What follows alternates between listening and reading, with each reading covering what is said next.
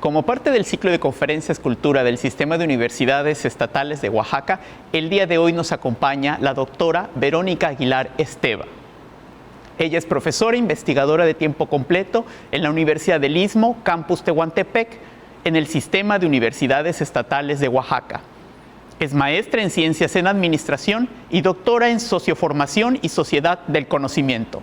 Sus áreas de investigación son modelado de sistemas complejos, socioformación y sociedad del conocimiento y ciencia y tecnología con enfoque socioinformativo. Ha participado en diversos congresos como Seismic Activity and Tsunamis and the 26th Annual McNair Scholars en Berkeley, California, entre otros. Ha publicado diversos artículos y capítulos de libro. Entre sus últimas publicaciones están Construction and Validity of an Instrument of Evaluate Renewable Energies and Energy Sustainability Perception for Social Consciousness y An IoT Expert System Shell in Blockchain. Démosle la bienvenida. Las mediciones a lo largo de la historia han sido relevantes en la generación de conocimiento científico. Por tal motivo, su estudio y comprensión es de importancia para toda la humanidad en general. El día de hoy les voy a platicar brevemente la historia de los relojes y de cómo el hombre ha medido el tiempo hasta la actualidad.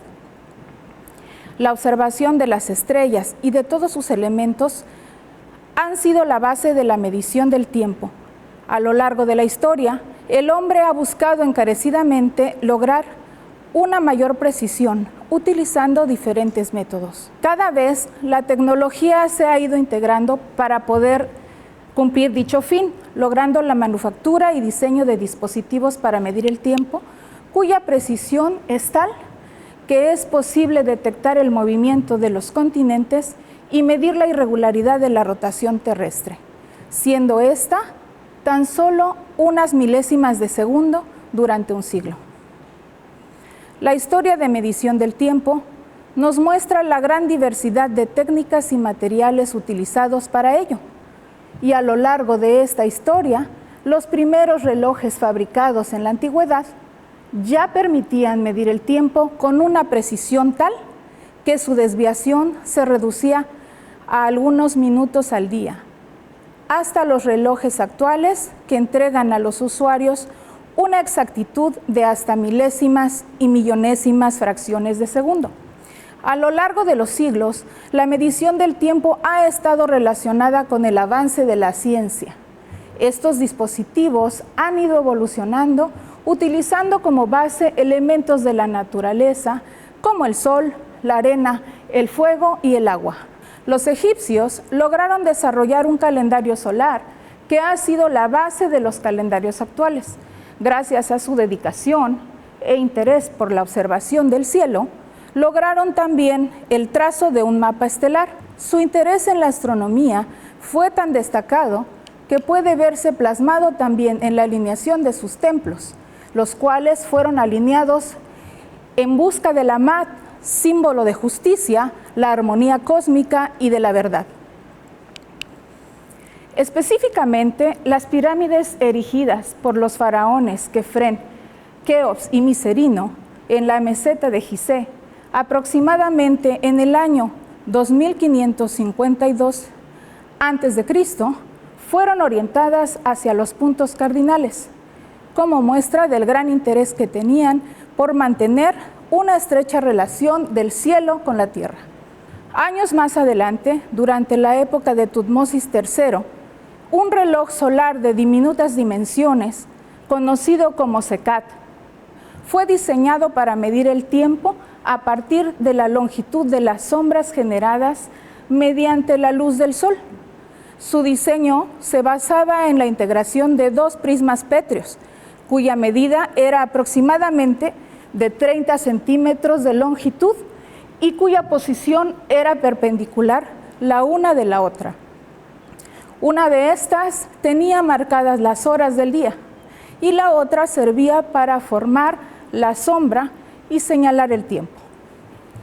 La base del Secat debía colocarse en una dirección aproximada al este-oeste y orientada de tal forma que la superficie marcada con las horas quedara del lado que iluminaba el sol. Marco Vitruvio Polión fue un reconocido ingeniero militar que hizo grandes aportaciones al escribir el único tratado sobre arquitectura antigua a finales del siglo I a.C., durante el reinado del emperador Augusto en Roma. Este tratado se titula De Arquitectura y está dividido en 10 libros, 7 de los cuales son específicamente de arquitectura. El 8º trata de construcciones hidráulicas, el 9º de la nómica y por último, el 10º trata de maquinaria. La Basílica de Fanum, entre otras magnificentes construcciones, fue una de sus creaciones. Una de las aportaciones de este compendio para la medición del tiempo fue la analema, que es un método geométrico para el diseño de relojes de sol. Esta información se encuentra en el libro 9, capítulos 8 al 9 de dicho tratado. En este tratado se puede encontrar información respecto a relojes de sol, como lo es el que inventó Caldeo Veroso, cuyo diseño consistía en un semicírculo ahuecado en una piedra labrada en forma cuadrada, cortado con base en la inclinación local del eje mundial.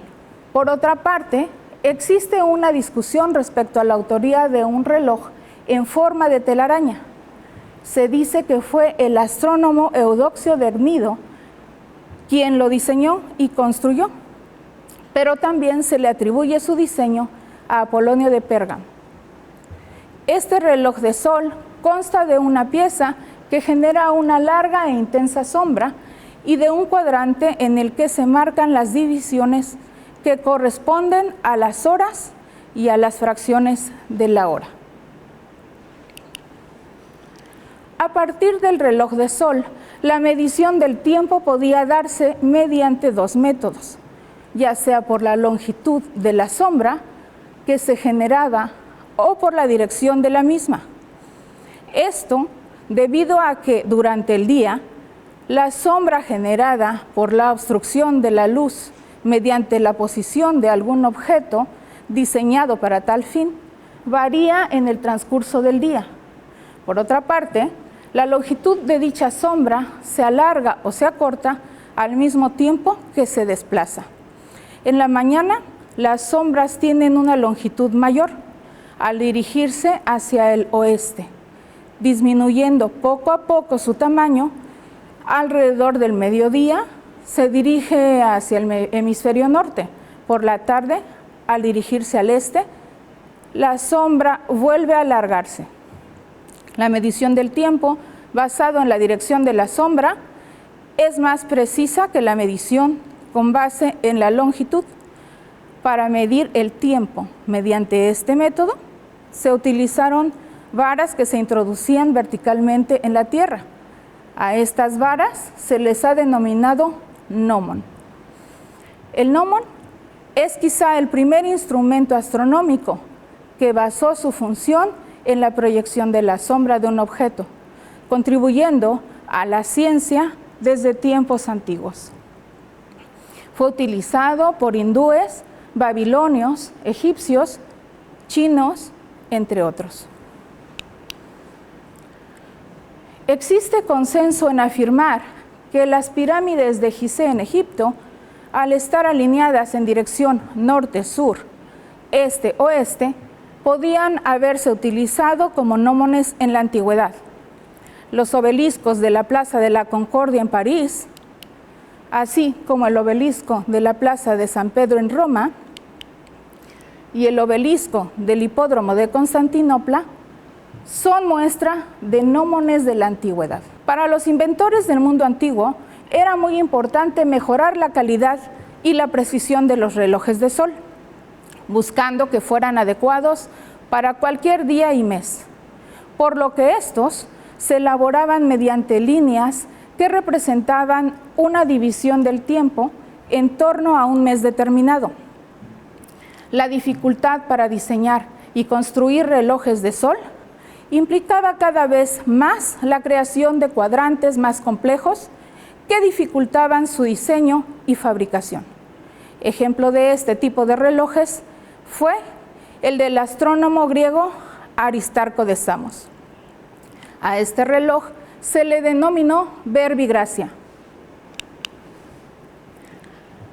Este reloj tenía forma de una copa, en la que se trazaron líneas en la superficie interna en forma de red, por medio de las cuales se podía medir el tiempo.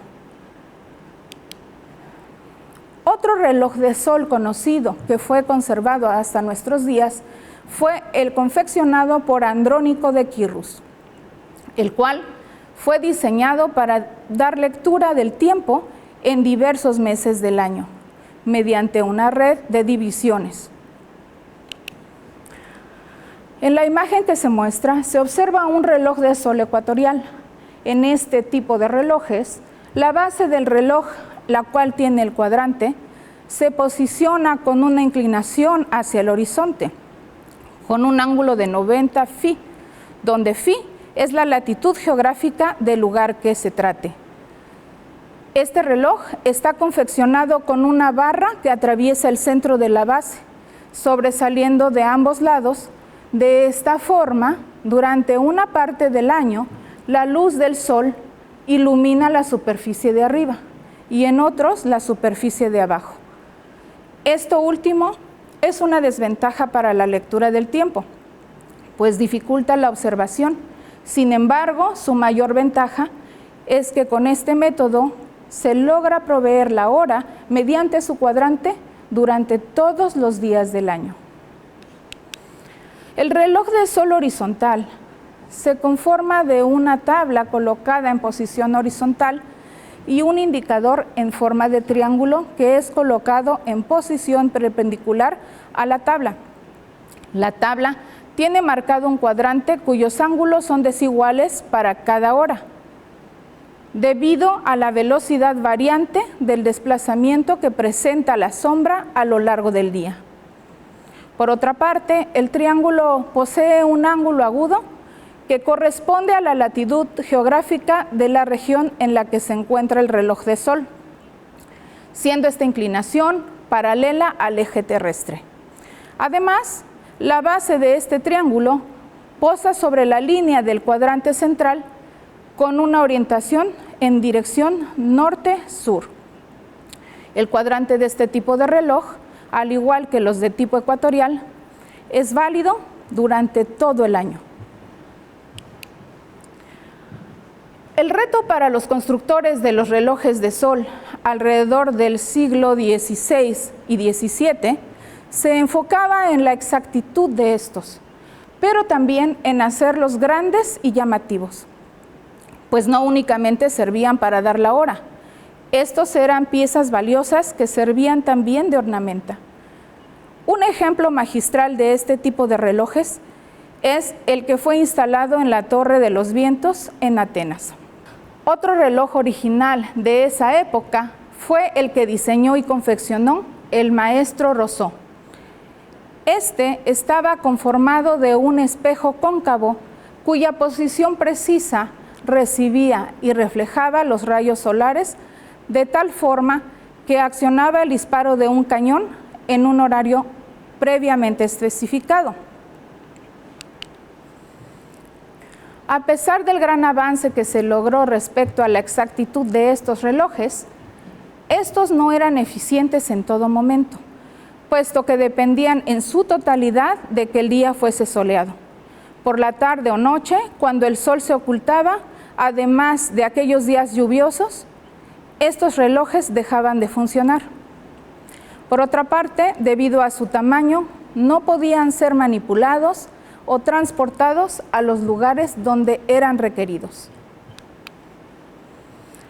En este sentido, los relojes de arena eran más ventajosos, pues podían llevarse a los campos de batalla y a los lugares en donde se requería de la medición del tiempo. La confección del reloj de arena consiste en la sobreposición de dos contenedores de cristal con los que se formaba un embudo. Este instrumento de medición dependía de la cantidad de arena que se vertía dentro, siendo esta la cantidad necesaria para medir el tiempo deseado mediante el proceso de derrame de un contenedor al otro. Al terminar el proceso de derrame, era necesario invertir la posición del reloj para continuar la medición del tiempo. Esto representaba una desventaja para este tipo de relojes, ya que si no se estaba atento, se perdería el conteo continuo del tiempo. Para hacer eficiente el conteo del tiempo en relación a una hora, se llegó a utilizar un sistema de 4 contenedores. Cada uno se vaciaba en distintos periodos de tiempo. El primero en un cuarto de hora, el segundo en media hora, el tercero en 3/4 de hora y el último en 1 hora.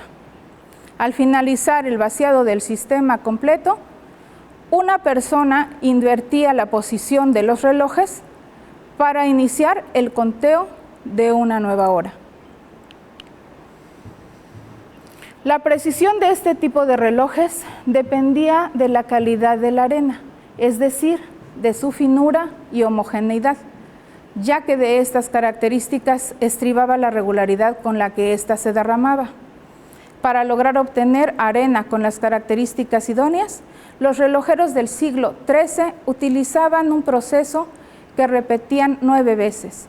Este consistía en hervir una mezcla de arena y polvo de mármol junto con jugo de limón y vino.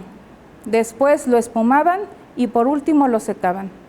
A pesar de los esfuerzos por lograr la precisión en los relojes de arena, este tipo de relojes no llegó a destacar en este aspecto, además de que el hecho de que estos dependían de la vigilancia constante los hacía poco prácticos y funcionales. En busca de mejores opciones para medir el tiempo durante periodos más largos y con mayor exactitud, surgieron las clepsidras o relojes de agua y los de fuego o vela, que fueron propagándose en esas épocas a gran escala. Algunos relojes de fuego que se elaboraban en China durante la dinastía Song se confeccionaban a partir de materiales maderables pulverizados que se mezclaban con resinas aromáticas provenientes de frutas, flores y plantas. Con estas mezclas se formaban inciensos con formas diversas, como varas, tejidos y otros, como el que se muestra en la imagen, en forma de espiral. Además, algunos de estos relojes de incienso eran calibrados para medir minutos, horas e incluso meses, según la longitud de estos. Adicionalmente, se les agregaron campanas y gongs, que son instrumentos de percusión que servían para añadir sonido a los momentos de terminación de periodos de tiempo determinados. Otro instrumento de medición a partir del fuego fue la vela. Se diseñaron de tamaños diversos y en ellas se trazaban marcas que señalaban lapsos de tiempo determinados. Se sabe que fue en Europa en donde se originó este método para medir el tiempo. Los relojes de vela no eran los más precisos, pues la variación de las condiciones ambientales influía en la velocidad de su combustión. Otro reto para lograr la precisión en este tipo de relojes era lograr estandarizar los tamaños y grosores de las velas para conseguir que los tiempos de combustión fueran homogéneos. Por último, otra desventaja de este tipo de relojes era que tenían que ser renovados periódicamente. En contraste, el reloj de agua tenía más ventajas sobre el reloj de vela, pues el agua podía reutilizarse para la medición del tiempo. Este tipo de reloj era utilizado en varias civilizaciones antiguas, como Egipto, Judea, Grecia, China y Babilonia. En Grecia, los relojes de agua eran conocidos como clepsidras, cuyo significado era ladrona de agua. El procedimiento para la medición del tiempo consistía en utilizar recipientes de materiales diversos, los cuales estaban graduados con marcas. Los tamaños de estos recipientes eran variados, además eran diseñados de tal manera que el agua pudiese verterse de uno a otro por medio de un orificio que servía como regulador del flujo. Para lograr la medición de lapsos prolongados de tiempo, se utilizaban varios recipientes semejantes. El uso de la clepsidra fue muy importante para la población, a pesar de que por su precisión no era la más idónea, pues el error al marcar la hora oscilaba en rangos de 20 a 40 minutos. Estas se utilizaron en el jurado, en el ejército para el relevo de la guardia, en reuniones públicas, entre otras actividades relevantes de la época antigua. Los diseñadores y constructores de clepsidras, al igual que aquellos diseñadores de relojes de sol, se esmeraban en sus diseños para hacerlos innovadores y voluminosos, buscando agregar características estéticas y de tipo artístico. Ejemplo de este tipo de clepsidras fue la que construyó el astrónomo I Gang en el siglo VII en China. Esta clepsidra mostraba el desplazamiento de los planetas, los eclipses de luna, de la posición de las estrellas e incluso de la luna y del sol.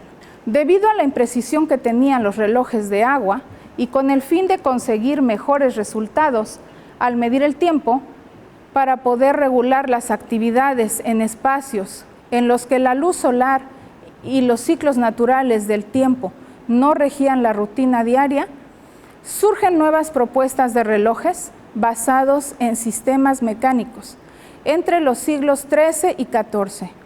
Algunos elementos del sistema mecánico de los relojes basados en ruedas dentadas y de una carga en oscilación fueron tomados de los antiguos diseños de las clepsidras, en las que se requería de un mecanismo para regular el movimiento en forma cíclica, como lo es el escape.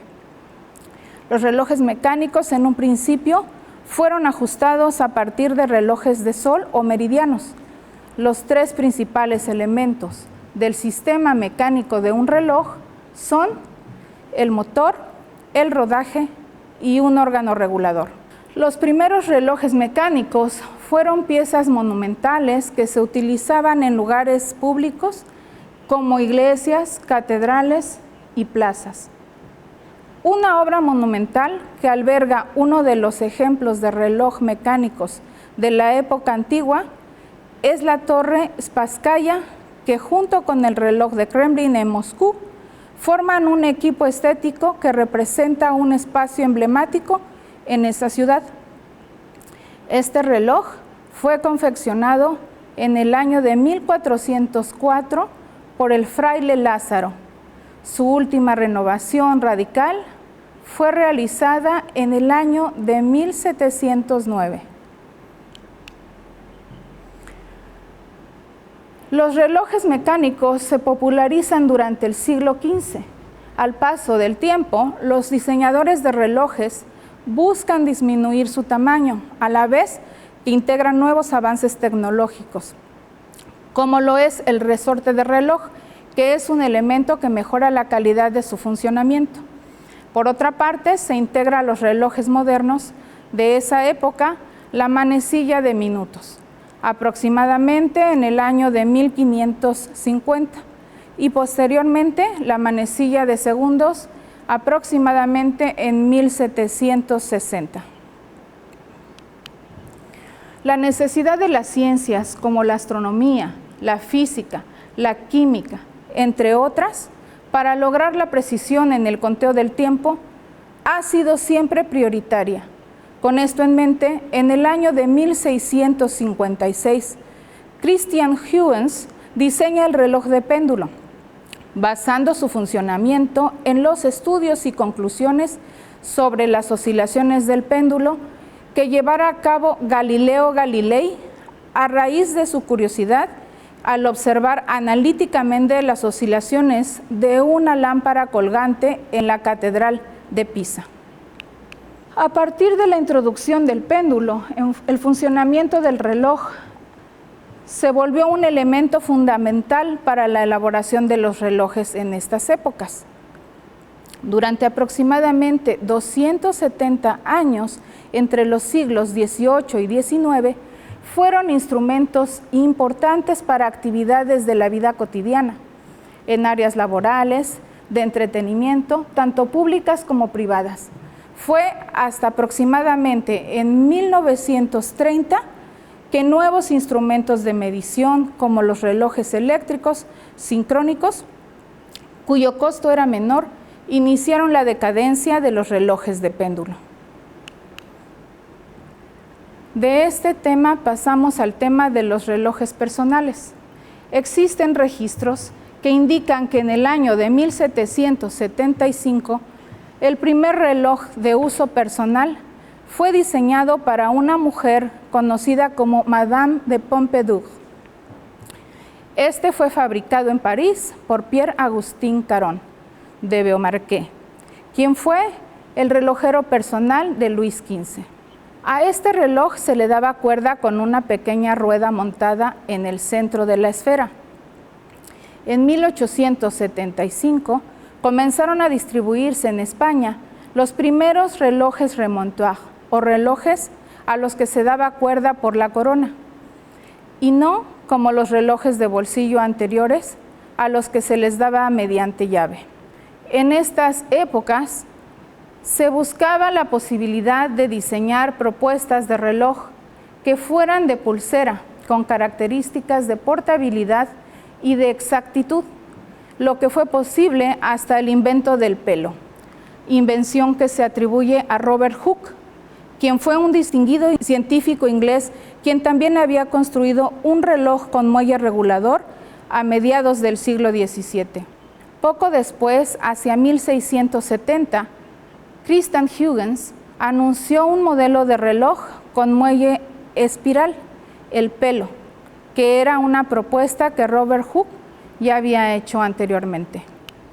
A principios del siglo XX, los relojes eran todavía de bolsillo, aunque a principios de este siglo el reloj de pulsera ya estaba disponible para su uso. Louis Cartier fue de los primeros relojeros en confeccionar relojes de pulsera. Entre los modelos que destacan aún en la actualidad son los que fueron creados por él en 1904 para el aviador Santos Dumont. En este mismo año, el suizo Hans Wilsdorf, fundador de la firma Rolex, inició la comercialización de su propio modelo de reloj de pulsera. Para el año de 1922, el relojero británico John Harwood fundó una empresa de reparación de relojes y tuvo la idea de desarrollar un reloj de cuerda automática. Con esta idea innovadora en mente, desarrolló y registró la patente el 7 de julio de 1923. En esta imagen se muestra una parte de la patente del reloj de pulsera registrada por John Harwood en varios países, entre los que se encuentra Suiza. En la época de los 70s, en el siglo XX, el cuarzo se integró al diseño de los relojes de esa época. La introducción del cuarzo como elemento del mecanismo de medición del tiempo a partir de la generación de impulsos regulares representó un antes y un después en la historia del reloj, al reducir los costos y elevar la precisión en la medición del tiempo. Además, la introducción del cuarzo en el mecanismo del reloj permitió eliminar el uso de piezas costosas, que además eran menos resistentes. Por otra parte, la producción de relojes se volvió más eficiente al minimizar la cantidad de componentes y a su vez al reducir la dificultad de los procesos de elaboración. Los primeros relojes atómicos tomaban su referencia de un máser, que es un amplificador de ondas electromagnéticas por medio de la emisión estimulada. Su funcionamiento es similar al del láser, con la diferencia de que ésta funciona en la región de microondas del espectro electromagnético. En el año de 1949, el primer reloj atómico fue construido por Willard Frank Levy, un reconocido químico y profesor originario de Estados Unidos, quien con base en las contribuciones del Premio Nobel de Física Isidor Isaac Rabi respecto a la resonancia magnética molecular y atómica, logró un dispositivo innovador y más preciso para medir el tiempo. Ese primer reloj, prototipo del National Institute of Standards and Technology, utilizó la molécula del elemento amoníaco, el cual no fue significativamente más eficiente que los resultados obtenidos por relojes basados en osciladores de cuarzo en esa época. Sin embargo, a partir de este reloj se derivaron estudios de otros elementos más eficientes, surgiendo los que utilizan actualmente la molécula del cesio, ya que se ha comprobado que sus patrones de frecuencia atómicos alcanzan alta eficiencia. Los relojes atómicos son los más precisos para medir el tiempo en la actualidad. Estos se basan en los lapsos energéticos que se generan cuando el reloj atómico emite una radiación de microondas que provoca la vibración de los átomos de un mismo elemento. El primer reloj atómico que utilizó los átomos del elemento cesio se construyó en 1955 en el National Physical Laboratory en Inglaterra. Louis Essen y John Perry fueron quienes dedicaron su tiempo a la creación de este primer reloj. El tiempo atómico internacional es proporcionado por los relojes atómicos, ya que estos garantizan la estandarización de una escala de tiempo continua y estable. Por otra parte, para el uso cotidiano se cuenta con la escala cronológica denominada tiempo universal coordinado, la cual está fundamentada en el tiempo atómico internacional, pero para lograr su sincronía se utilizan segundos de intercalación con el tiempo universal que se basa en las observaciones astronómicas. La importancia de la medición del tiempo con base atómica radica en la necesidad de sincronizar las distintas aplicaciones que actualmente utilizamos en la vida cotidiana, como lo es el Internet, las transacciones bancarias, los GPS, el sistema telefónico, entre otras muchas más, en las que las millonésimas de segundo tienen relevancia. El reloj digital busca eliminar los dispositivos mecánicos y de manecillas. En sus inicios, este tipo de reloj utilizaba un sistema de números decimales, el cual fue sustituido más adelante por el sistema binario, con el fin de reducir la complejidad que éste representaba.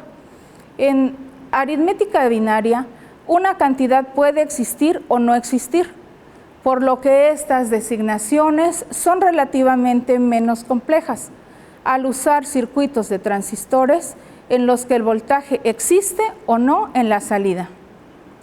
El costo de manufactura de los relojes digitales fue ventajoso con respecto a los relojes existentes en esa época, ya que se diseñaron con circuitos integrales digitales.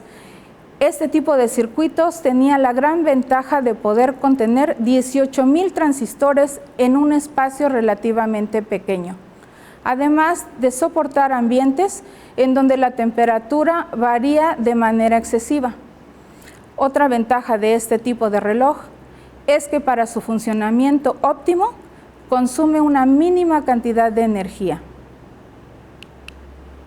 La literatura indica que fue Joseph Paul quien fuera fabricante de relojes suizos, quien en 1956 diseñó y fabricó un primer modelo de reloj mecánico digital. Los relojes digitales antecedieron a los relojes inteligentes. Es a principios del siglo XXI cuando surgen los relojes inteligentes. Una primera aproximación a los relojes inteligentes fueron los digitales, los cuales fueron diseñados a lo largo del siglo XX, agregando a los relojes análogos funciones como cálculos matemáticos, minijuegos o traductores, entre otras funciones básicas. Actualmente es muy común el uso del denominado reloj inteligente o más conocido como smartwatch, por su denominación en el idioma inglés. Este es un dispositivo que no solo sirve para medir el tiempo, ya que cuenta con diversas funcionalidades como son acelerómetro, brújula, pulsómetro, barómetro, altímetro, geolocalizador, altavoz, micrófono, entre otros más. Además, desde esto se pueden recibir mensajes, realizar o recibir llamadas, enviar y recibir correo electrónico, al mismo tiempo que se pueden consultar las redes sociales. Una gran ventaja que ofrece este tipo de dispositivos modernos es su portabilidad, pues han sido diseñados en tamaños reducidos que pueden ser utilizados como pulseras.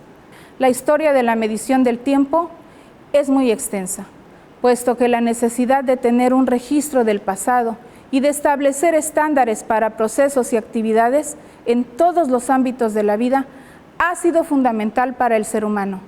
Con el fin de lograr medir el tiempo con precisión y continuidad, un gran número de pensadores, investigadores y científicos de distintas épocas han participado en el diseño y creación e innovación tecnológica de los relojes de la historia. A partir de los esfuerzos conjuntos y de la integración de nuevos avances en la tecnología, se han logrado relojes de los que se obtienen resultados más precisos respecto a la medición del tiempo. Los retos con respecto al tiempo y su uso en la ciencia aún siguen vigentes. La vida como la concebimos los seres humanos siempre estará asociada al tiempo. Por tal motivo, los relojes siempre formarán parte del patrimonio de la humanidad.